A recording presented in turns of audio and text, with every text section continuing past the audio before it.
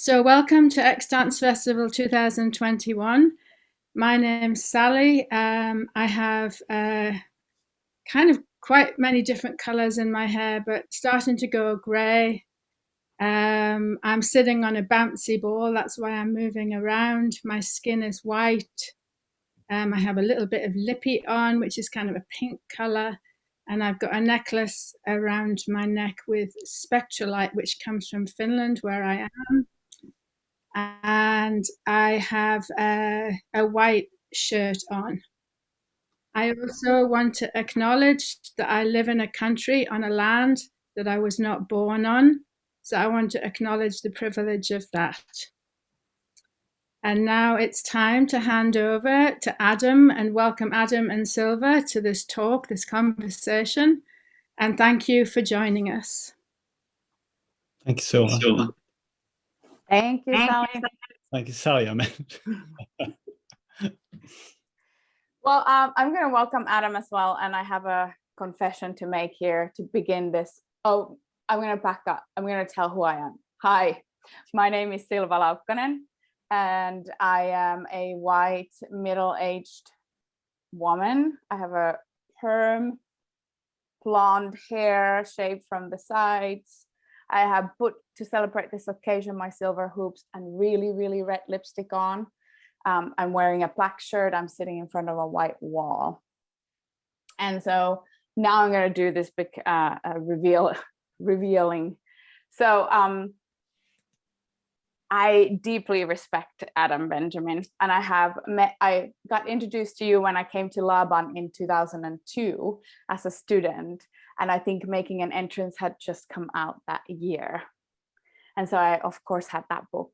And I followed you throughout your career. And in 2017, I actually got to meet you in person.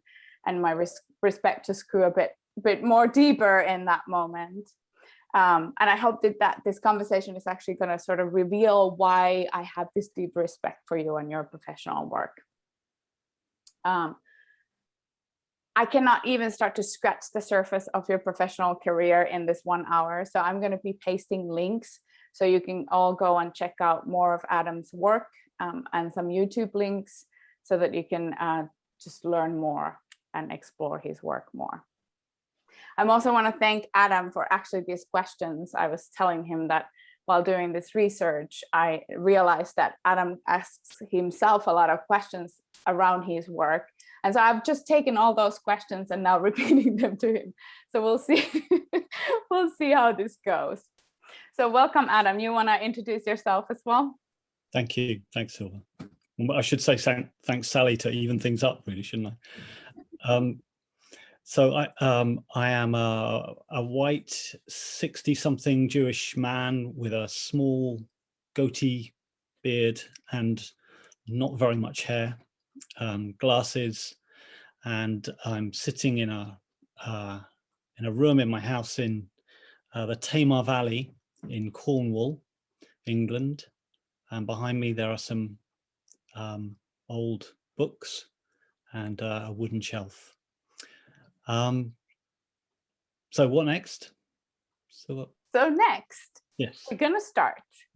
So we are here to talk about or have a conversation about how to create sustainable and respectful, inclusive dance spaces. And one of the latest projects that you have, Adam, to do that is a dancer's forest. So will you just tell a little bit like how did it start, where you are with it, and where do you want to end up with it? So thank you. So the idea of the Dancer's Forest came really, it was one of the gifts of the first lockdown, where 2020 I would have started teaching in Southeast Asia, and that work was probably amongst the first dance projects anywhere to be struck by the pandemic. So my initial work stopped, and very soon after that, by early spring, lockdown had arrived in the UK. So all of my work, which is generally overseas, went down really like a pack of cards. And I was left here in the Tamar Valley with my family, thinking, like everybody else was thinking, how do we make a living? What are we going to do now? But one of the things I think that we all have, experienced, working freelance or working within institutions, is that lack of time to think things through and to really think deeply and just take time, really. And that was the gift of lockdown, where I got to walk around this valley a lot more than I usually do, and enjoy the fact that there were no cars on the roads. The air was clean, it was quiet. And I just got to think about how nature was, during our absence, nature was making something of a recovery. And I began to think about my practice, which has really relied on overseas travel and a lot of flying, and that I've always offset that. I always thought, well, I need to fly, but I'm going to offset it. But I began talking with people, and it was clear that I was behind the curve, and that a lot of people, mainly women, actually, women practitioners, were thinking and had been thinking beyond that for a long time. So I began to think, well, I can't, none of us can give up, in some ways, being polluting. Even if we drive to the local village to do some work, we're still implicit, using computers, we're still implicit. All of us are connected. And I began to think, well, how do we begin to revision our practice to acknowledge that we're part of the problem? And of course, that being part of the problem comes from improvisatory practice. When something ain't right in the studio, that if you're noticing it, then you're the one that has to do something about it, or you can't just kind of shut it out and ignore it. And so the Dancers Forest kind of grew from that. And I thought, well, up until now, what we've done is we've written about this stuff, we've danced in wild places, we've made work about this issue. But it seemed to me that that wasn't going to be enough. And that, because, I think the issue is, there are some great, there's I've forgotten their name, the Red. There's a lovely group in the UK who do protests as part of Extinction Rebellion. And they do wonderful performative work. But the truth is, no matter how wonderful their work is, at the end of a protest, they'll be moved on. And I thought, what we've got to do actually is we've got to build into our practice an inseparable connection between dancers and the environment. And the way to do that is to take ownership of land. And what's really interesting about this notion is that that connection is a deep, it's a deep historical connection. There was originally no disconnect between dancers and land. That disconnection came through all kinds of political, social upheavals, prior even to the Industrial Revolution. We can trace those separations back to, in particular, there are particular, figures that we can look at: Louis XIV, Charles I, with the stealing of land from people and the displacement of people from land. And then we can see within that that cultural shift, the way that dance was elevated. So dance became a courtly, high art thing that was managed and controlled, and its connection to the earth was very much severed. So the vision, in a way, was, so how do we as dancers, particularly in our field of dance, which is about diversity, So there's there's this other link here, which is if we're interested in diversity, what's our political stance? If we were just interested in ballet, ballet is a has a political message. I think our message is very different. We're interested in diversity, in complexity, in wildness, all of those things. So it seemed to me it kind of hit me in the face, really, as an idea. And I thought, well, we should start looking after the land. And so my vision was that, when people say, what do dancers do? My answer would be, well, we grow forests. Which I just think, because none of us can really explain what we do. We wave our arms around in strange kind of nonsensical ways, or we, what do we do? I don't know. But this notion that somehow to bring dance back to its earliest connections with the earth. So the idea was then, well, how do we make that reality? How do we do that? And we're not the wealthiest kind of people in society, generally speaking, I think it's fair to say.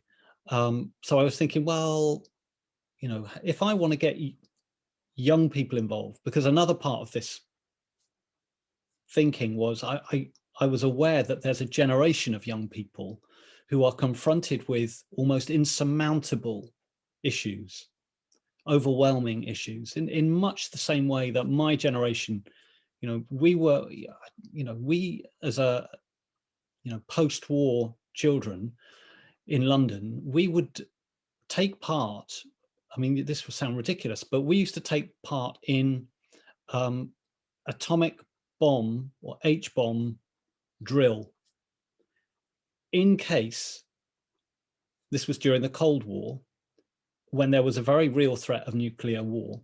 We would take part in these kind of bizarre exercises of hiding under our desks, which, as we all know, is a really effective way to deal with a nuclear explosion. But that's what we used to do. And the air raid siren, the old Second World War air raid sirens would go off, and we would hide under our desks. Marvelous. So that was our generation's kind of doom and gloom prophecy. But it shifted, fortunately, but it was a big thing. It was a big thing. I remember that kind of anxiety, and I think this generation of young dancers and young people have equally, if not more, kind of areas of concern in their lives. And I think that what's really important now is to engage young people in positive action. So of course dancing is positive, but I think if you've got young students going into dance training, and which is a very introspective thing, in most dance training you go in and you think about yourself intensively for 3 years, but I think that's a nonsense to ask young people not to be thinking about what's going on around them right now. It's really important that they do. So I was thinking, so how can we make this happen? And I thought, well, what can people afford? What's affordable? And I thought, well, the thing, something that really won't scare people off. So, okay, so say £1.50, £1.50 a month. How about that as a starting place? I thought that's really not scary. I think, if you say that to anyone, they'll go, yeah, I can afford that. I thought, well, if we could get 1,000 young people to say, okay, £1.50 a month, I can put that in. That's 20 quid or 20 pounds a year. And in 2 years, we could buy a small forest. Not huge, but we could. And the idea is that if we can, as a community, if we can start doing that, if in 2 years we can build a forest or grow a forest or make the land for a forest,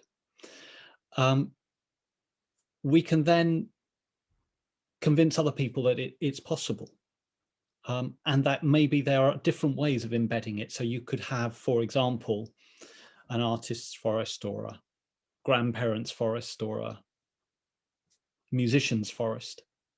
And the idea of the forest itself is that it's a wilderness area with a small space, like a studio area type space of flat ground where arts activities can take place.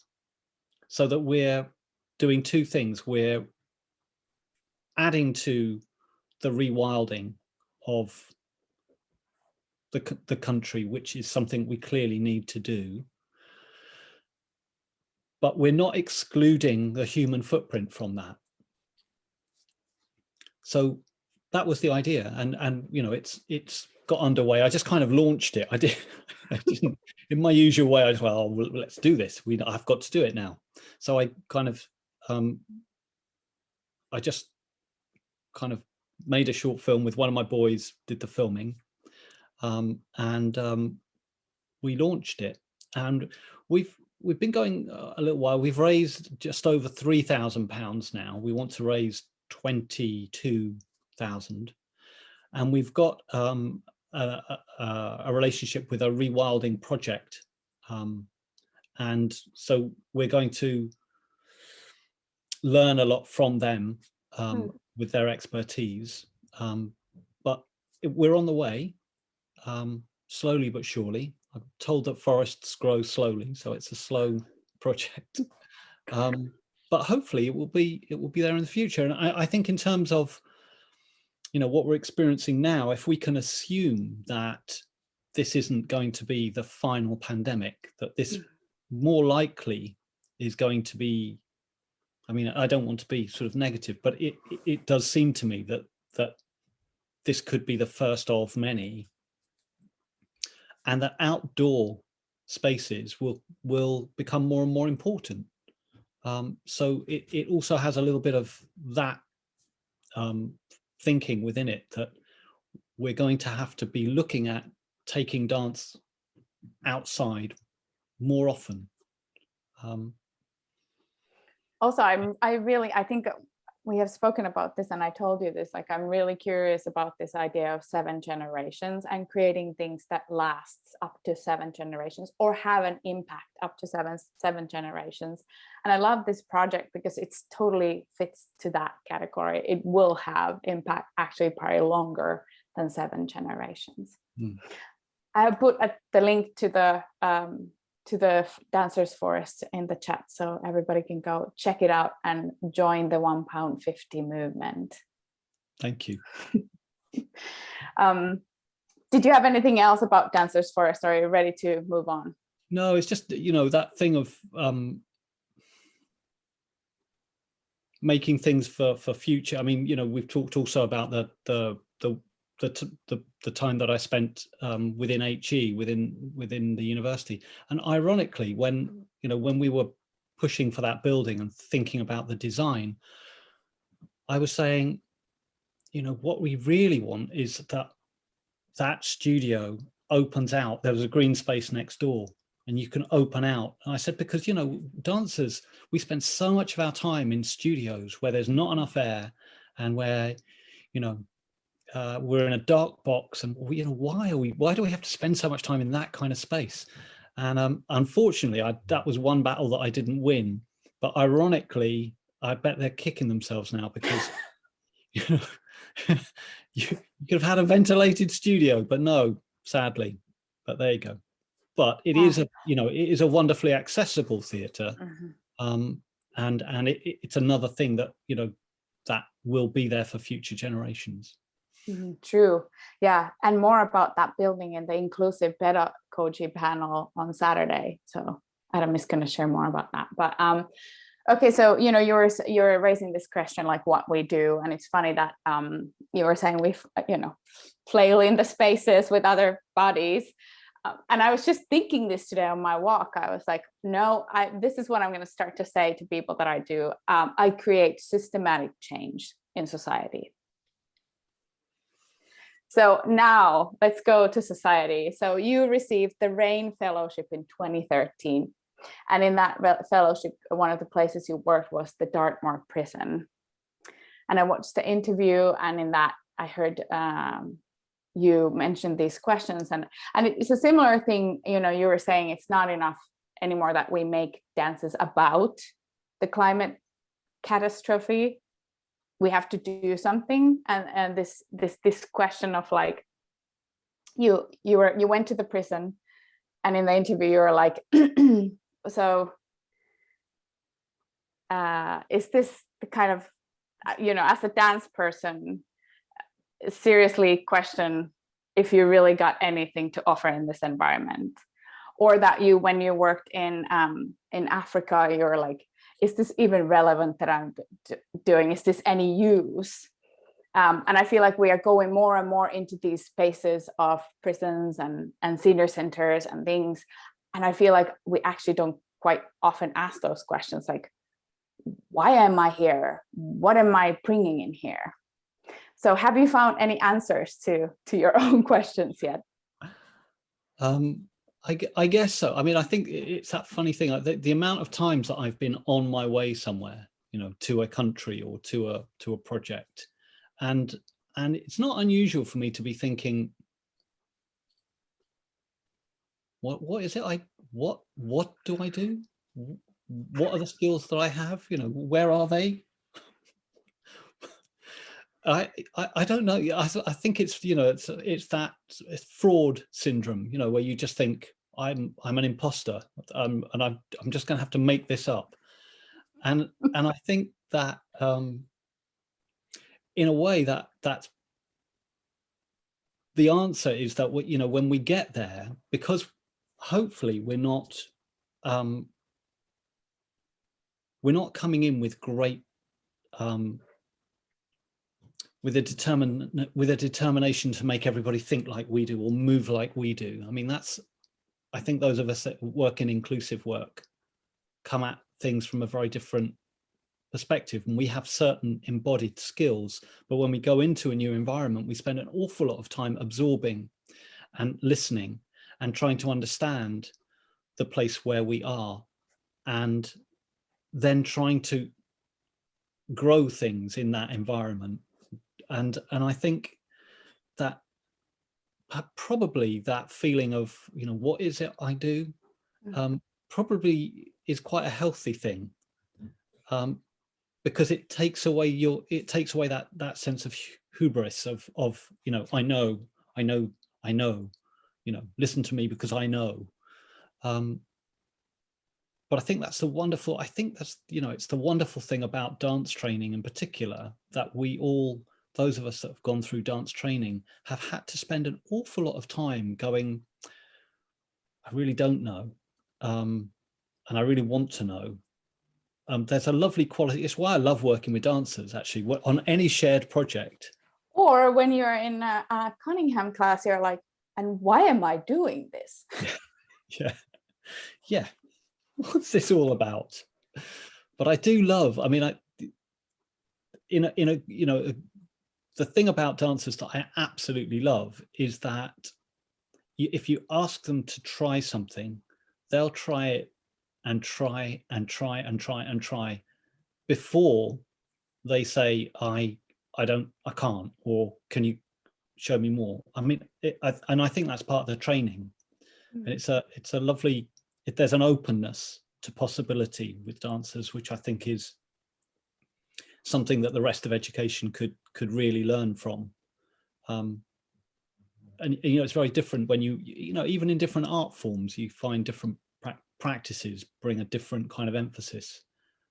But it is what has led dance to open itself to all of these different kind of ways of being and ways of moving, and different bodies, that we're also very different in inclusive practice. There's no assumption, there's no well, there's a real questioning of hierarchy within these bodies, and I think that's kind of the delightful thing about it. that you're always going to learn something. You know, you go into a new environment, you meet all of these different people who are coming into the space with such different experiences, but there's an assumption that everybody can bring something new and that you're going to learn something new from these people. And I think that's the kind of that's the wonder of it. So, you know, going into the prison, although it was to some degree quite terrifying, that I was going to be amongst these guys. I mean, it's quite a serious prison, Dartmoor. You don't go there for stealing bags of crisps. And I was going to be doing, you know, movement work with these guys. But what happened was all of these stories emerged, and all of these people who had very, very different experiences began to share them and began to work together in ways that were completely unexpected. And then you kind of go, oh, I know what to do now. I know, you know, I know what to do. Yeah. There, I just put on the chat the link of the interview where you tell a couple of the stories, what happened, and I recommend people go and listen. I listened it probably 5 times this morning. Yeah, I wonder, so you as a teacher, so when I did your summer intensive in 2017, it felt really different. It felt kind of risky and exciting and welcoming, and we didn't spend any time around. It was a summer intensive for anybody, so we had different bodies in the space, but you didn't highlight any of that. We didn't spend any time of like talking about how to work together. Like since the moment one, we just started dancing. You also, as the facilitator and teacher, you were constantly in with us dancing, and then you made us you really, I feel like you pushed our comfort zones in a kind of a held way.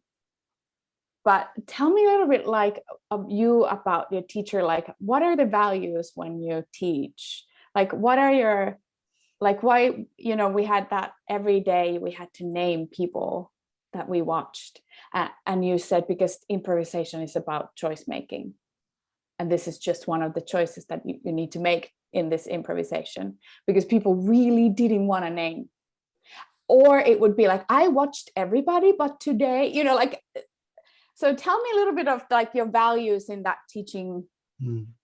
I think when I went into dance, I was always interested in teaching, and I went to lots of different people, lots of different workshops, and I learned different things from different approaches. But one of the things that disappointed me time and time again was that in the more inclusive settings, there was less risk and there was less clarity of thought.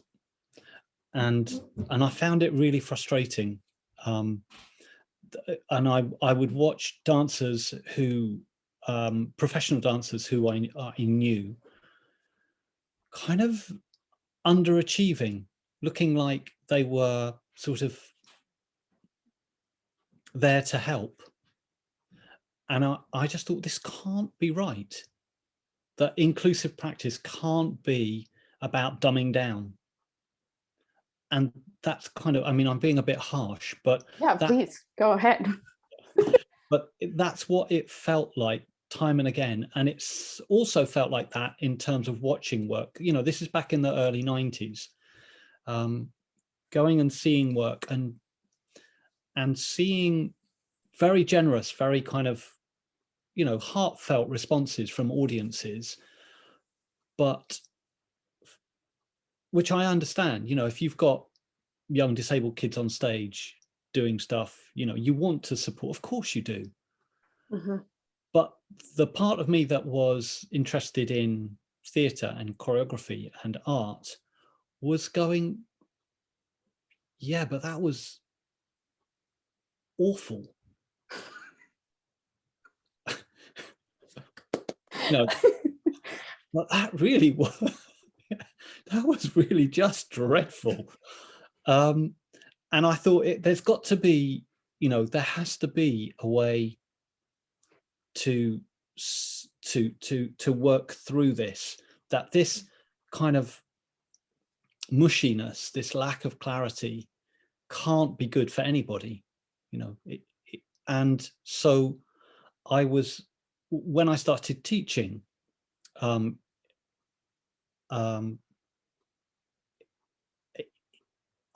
was really interested in trying to figure my way through, when things weren't right. It was like I was constantly thinking, why, what's not working here, and how do I address this?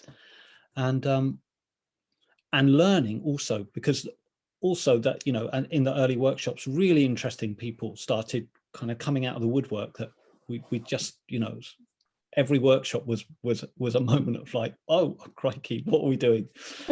And people would come and share their practice or share their dancing, and you keep getting these glimpses into the richness of diversity. And there was this process of trying to draw together these different strands from all of these different people and their different approaches into a practice that would become my practice, essentially become the way that I worked as a teacher. And that's something that is still evolving. The pandemic has made me kind of anew, actually insisting that I get online and do something, has again, pushed me into a new place of, yeah. Well, I'm going to continue with this whole ethos around your work, because I also have witnessed you to make these decisions that I truly value in your career, like leaving, you co-founded Can Do Go Dance Company in 1991 with Celeste Dandeker. And it was becoming a really famous dance company. And yet, because of their lack of willingness or motivation to include people with intellectual disabilities, we decided that that wasn't the place to hang around anymore. That wasn't what you had in mind when you created it. And then you also left your job at the University of Plymouth because of the demands of academia and to you and to your personal life. So what are your biggest values and morals and ethics that you keep, and the strength that you make these decisions that people are like, oh, you're leaving that job that pays the salary, or like, what, you left Can Do Go? That's crazy, Adam. Like, what is it that keeps you, making those? Like, what is it that you're not willing to sacrifice? I left Can Do Go for a number of different reasons. I mean, one of them was that the company seemed to have at that time, and to be fair, still has ruled out working professionally with people with learning difficulties. And my vision was different to that at that time, but I didn't want to kind of to go to war with the company. It felt like there was a clear vision at that time, but also I left because I was drying up creatively, that the company had exploded kind of onto the scene with such huge impact, and we were playing, after, in terms of my kind of trajectory as a choreographer at that time, I made my first professional piece in 91. By 1993, we were selling out South Bank Centre. That's 900 seat theatre, 3 nights in a row. And that, for a beginning choreographer, was absolutely dreadful. You think it would be wonderful, but I mean, it was a huge thrill to be presenting work in those kind of spaces. But in terms of the pressure so that the next work would be, and the next work and the next work, and and I felt like I was drying up creatively. So there were a number of different things, and I wanted to make work. I knew I wanted to make work, but I didn't want to make work for that kind of enormous You know, the dance, you know, what happens when you get successful is you truly become part of the industry, and the industry is a very hungry beast. And when the new and the good arrives, the industry wants to eat it and wants to replicate it and wants it to be. So your kind of early initial kind of creations suddenly become the fodder for the industry. And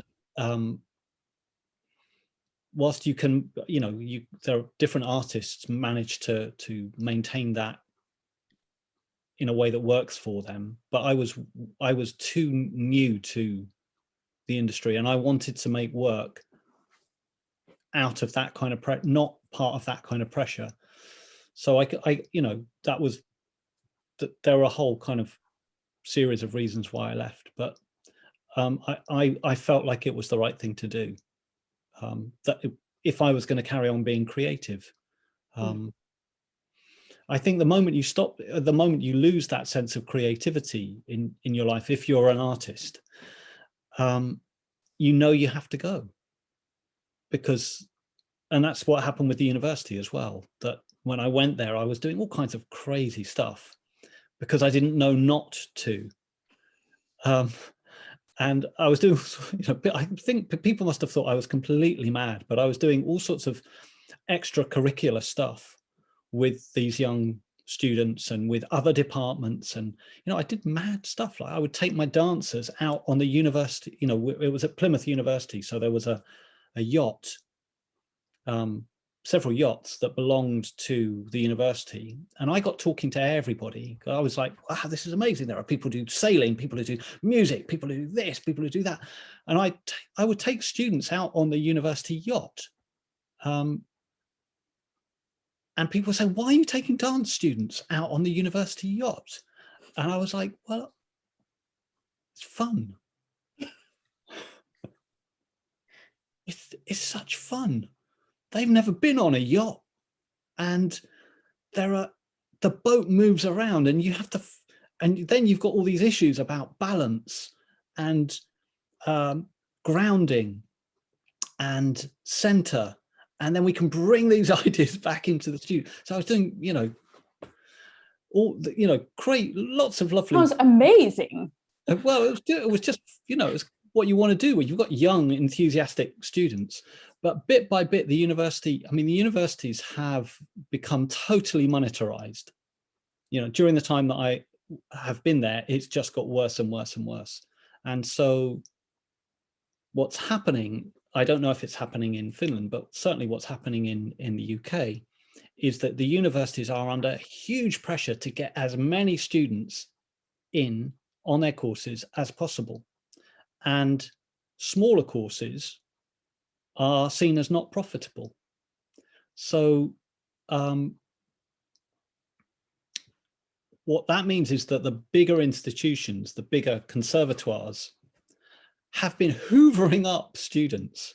They've been like, so they're having intakes of like 100 students. So if you've got a small course and you're trying to attract students, but those students can get a place at one of the big conservatoires in London, or, you know, Laukkanen Centre or the place, those students will go there, like where they become a number, but they become a number at the place or at Laukkanen Centre. But what it meant for us was our small department didn't have enough students, despite it being very, very successful. And we, and in fact, the other very good inclusive department, which was at Coventry University, have closed. They've all gone. So wait, the Plymouth University Dance and Theatre program is closed? No, it's not closed, no. But okay. It's threatened with closure at the moment. Yeah. And the most likelihood is it will become, if I'm right, if I've heard correctly, that there's a movement to make it into a musical theatre department. So we'll be producing Cats, I think, sort of thing. I don't know. I mean, it's just I think it's very difficult to have that kind of education system that will successfully work with inclusive groups when it's all about numbers. Because I think to do this work well, you have to be working with people whose first name you know. And it seems that the bigger conservatoires now are so desperate to get numbers in, that kind of artistic, creative, messy world where diversity really thrives is going to be in trouble, I think. Where 60 seconds doesn't mean 60 seconds. Yeah. It means 60 seconds. When you've had your 60 seconds, that's it. So in Adam's summer intensive, one of the scores was that we had to do a 60-second improvisation in and out and repeat that. And I think it was the second time it went on for like hour and a half. And I was really mad because that is not 60 seconds. But Adam, I don't know what you even told me to chill out. Yeah. Yeah. So yeah, that kind of a world, education, that's sad. Yeah, I think it's going to be very interesting what happens over the coming year, 2 years. I mean, it's a perfect storm, really. I think the pandemic and the monetarization of higher education, and our government has just, very wonderfully, after the arts have kept people sane during lockdown, the government's response has been to say, oh, well, there's going to be a 50% cut in the arts in higher education. So it's not a great time for higher education in the UK. But I think people are thinking outside of those places in much more creative ways. So yeah, I think the arts will do what they always do, which is that they'll find a way around and they'll reform and grow in different ways. So, but I don't think we can be reliant on higher education for that. So Adam, what is your next project? What are we gonna witness next? I don't know. I've got an idea that is in kind of, it's kind of chipping away at the inside of the egg, and it's for a river valley festival. Where I live here is it's a very beautiful, quite remote valley that comes up from Plymouth. So it issues into the sea at Plymouth, but up here, where actually we're 20 odd miles away, it's still tidal, and very, very beautiful, and in some places quite remote. And I'm just beginning to bring together different people to the idea of a river valley festival where the performances take place on quaysides and the audience come up from Plymouth in boats. So they watch performances on different locations along the river. We would have to map the performances with the tide, because the tide is a tidal river. But there would be some big performances in certain of the old industrial quays, and more kind of remote and poetic events happening in different locations in the more remote parts of the river. So that's the idea. Again, it's about taking dance and theatre out of buildings, putting them in the open air, and making the river accessible as well, because it's an unwalkable river. It's so remote in places, and it has no footpaths, and it just has sheer banks in other places. But you can get someone on a boat and they can see all of it, and whether they're in a wheelchair or not. So that's the thing that I'm kind of dreaming up at the moment. Watch this space. Probably have to raise an awful lot of money to make that happen, but yeah. And then you were telling me some really, really exciting news about your book, Making an Entrance, that you wrote 2002, that I referenced in the beginning of the conversation a bit. You're making a second edition. Yeah, second edition. So I had wanted to write kind of a rewrite of it. I wanted to call it Making an Exit. But the publishers weren't having that. But I think it's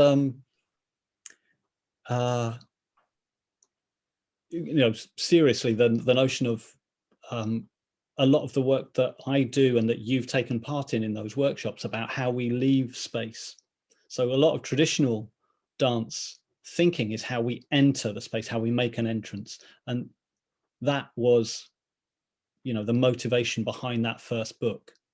Not just making an entrance on stage, but how do we build an entrance that allows someone with a disability or an impairment into the theatre? So it had that kind of double meaning in the title. Making an Exit would, it has a more kind of ecological emphasis in the sense that what is the state of a site when we leave it? And, in terms of what you're talking about, the 7 year, I'm not getting any younger, so I can genuinely kind of begin to consider, I'll be making an exit, in the not too distant future. What do I want to leave? So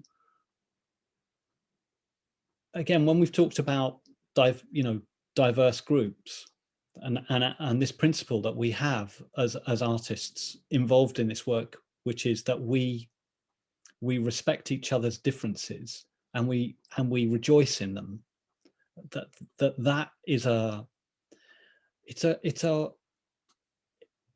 it's a representation of how we relate to, or how our art form sits in the world, that we delight in diversity, and that isn't restricted to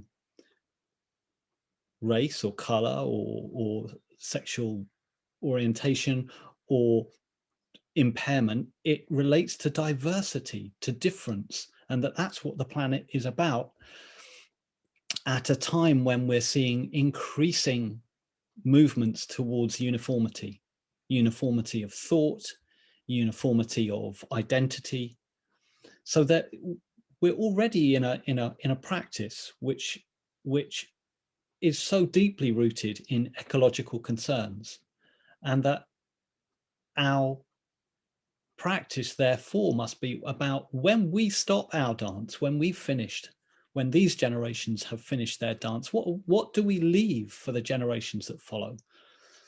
What do we do with the resources that we have? How do we use them wisely? And how do we ensure that there are resources enough for those that follow? So I think I'm trying to kind of weave those things into the second edition, without entirely rewriting the book, which I'm not allowed to do. But yeah, so I'm having some fun with that. And I love that idea of calling it Making an Exit, though. Now it will be, for me, the second version will be Making an Entrance, Making an Exit. Okay, Adam, we're gonna play this game. So I'm gonna say a word or a phrase, and you're just gonna you can dance it if you want to. Bearing in mind that this isn't a workshop and it's being recorded, and bearing in mind that I'm fairly famous for being very rude, are you ready for this? Yes, I am so ready for this. I'm excited about that. So these are not bad. These are not bad. I think you will do great. So you just say what comes to your mind. No filters. You should never ask an improviser to do this. I know. I'm so excited. So these are the rules, but Yeah. you're Adam Benjamin, so I know that they don't necessarily make any. Yeah. So ready to play? Yeah. Inclusive dance. No, don't do that. It's a terrible idea. Dancers Forest. Yeah, that's the way forward, though. How the fuck we get wheelchairs through it, I haven't figured out yet, but it'll be fine. We'll find a way. Values. Values, value judgments, value it all. Value, or well, don't. No, don't value it. What? Transparency. Trans what? Transparency. What? Transparency. What? Transparency. What?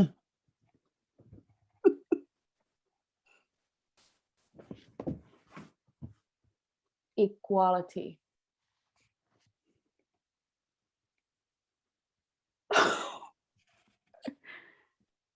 Tipping the camera, obviously. Equality goes on its side.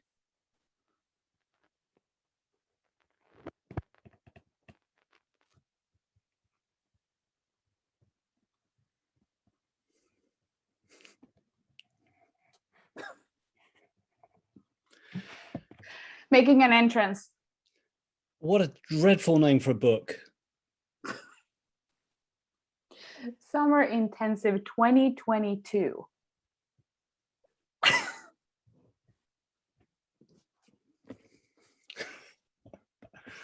Oh, wouldn't that be wonderful? Yes, sorry. Summer, yes. Yes. Yes. Come and dance. Yes. Tai Chi. Tai Chi. Yeah.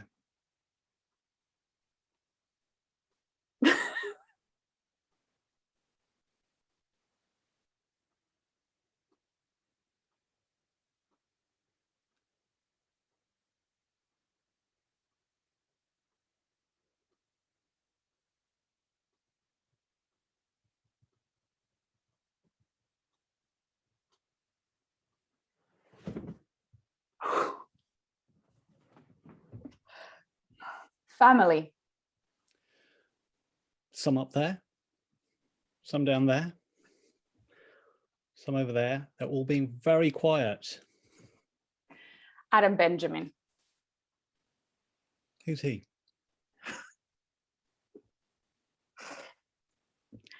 Thank you so much for playing this game. I knew it's going to be fun with you. Now, I want to open it up if we have any people who want to ask you questions. And I want to read, there was a comment in the beginning when we were talking about the dancer forest. So Ashley sent for everybody, and she was saying, I would like to offer the idea of food forest. A food forest provides food for humans, animals, and insects while helping to sink carbon and reverse global warming.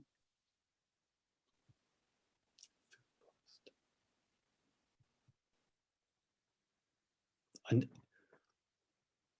so I've got my improviser's hat on at the moment. I'm not sure what to do. See that? It's great.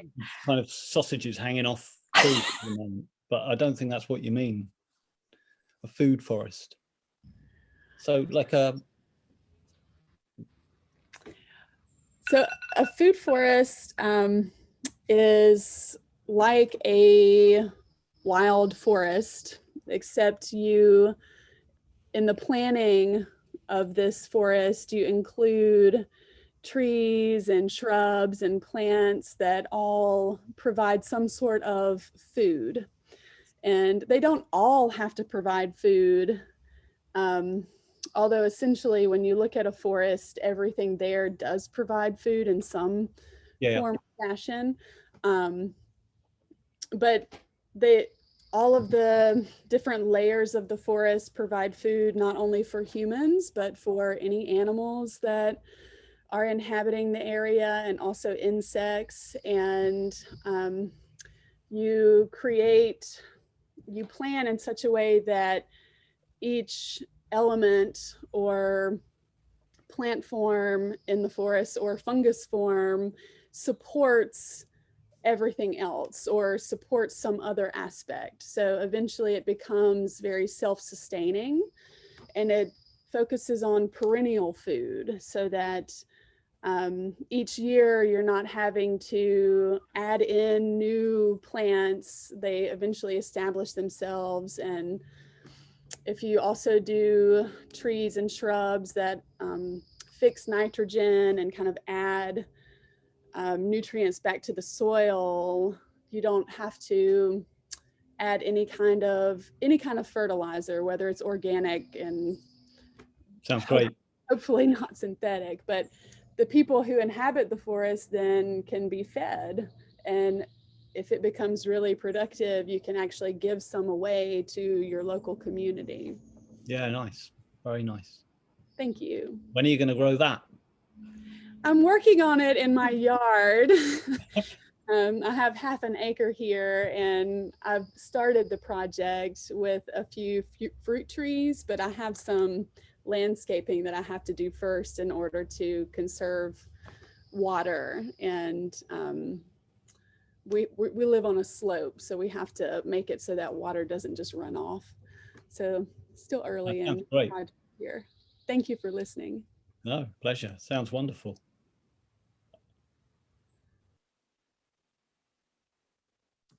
Does anybody else have any questions? We have like a couple more minutes. Adam, do you have any questions in life? No, I think, I suppose, we all have this question of, which is, when are we going to get back in the studio? The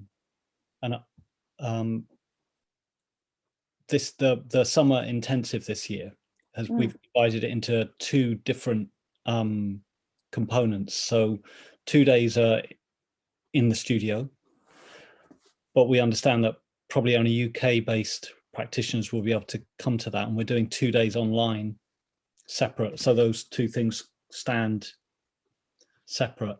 And I think, I'm shamelessly advertising. Go for it. But if anyone wants to come and do a workshop, those will go online fairly soon. They'll be towards the middle to late August. If you want to come and do a 2-day, we did an Easter intensive, which was fascinating because it was the first intensive that I've done. I should say that the first online work that I did was in response to Silva kind of kicking me up the arse gently and saying you should do something. So I did a trial really with your group in Texas, and that sort of helped me get into doing stuff online. I still, for me, it's still a very double-edged sword that, whilst I understand the need for it, I feel like it's part of me is resistant. And I think we probably all feel that time spent online is somehow it sits awkwardly. It doesn't feel quite what we should be doing. It's like a guilty cigarette, it's like, I don't know what that is. I don't know what that is. It was just the idea that came to mind. But it's something we do. But anyway, that I have begun to evolve that practice, and we did 2 days in the Easter online international group coming together. It was quite extraordinary how we actually felt that workshop kind of vibe that happens when you've got a group of artists together.